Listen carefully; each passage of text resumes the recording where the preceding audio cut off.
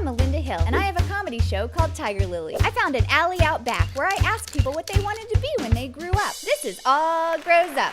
Please welcome Matt Besser.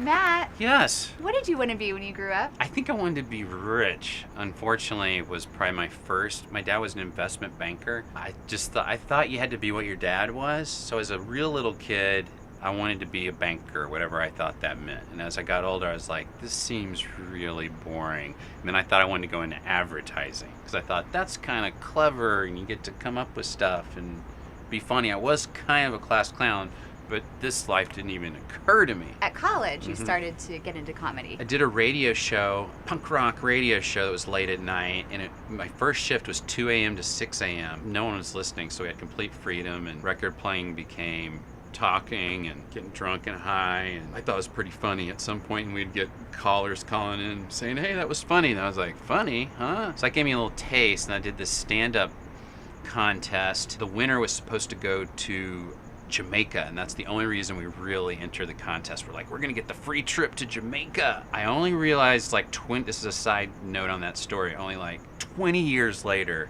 that Judd Apatow was the MC that night. Did you ever have any idea that UCB would be so massive?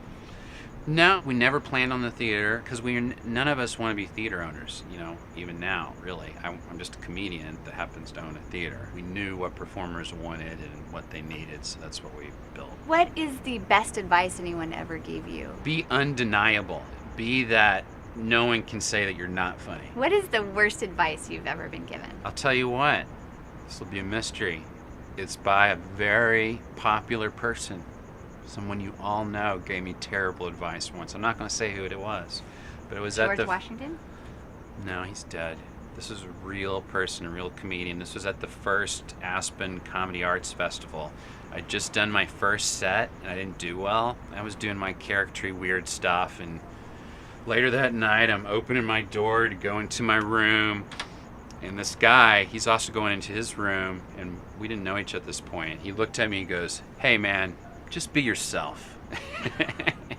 Like, you're doing characters. Nobody likes characters. Be yourself. And I was like, you. What is the weirdest thing that's ever happened to you? Well, we used to do a lot of shows in Chicago where we'd be interactive with the audience. We're almost kind of pranking the audience, not letting them know what was real and what's not real. And to do that, you kind of have to take them outside the theater, because if you're inside the theater, people expect things to be fake or whatever. And we used to do this bit where we'd go out on the street. We're doing this scene, and one time someone came up behind me and started choking me like this from behind, and I assumed it was a friend of mine doing a bit. I was like, who's screwing with me while I'm in the middle of doing a scene out here, So I'm like, hey man, that kind of hurts. And I look around, it's a complete stranger. It's just this transient guy trying to choke me and hurt me. So I went from stop to, oh my God, what are you doing? You didn't yes and it? Yes and it by running away.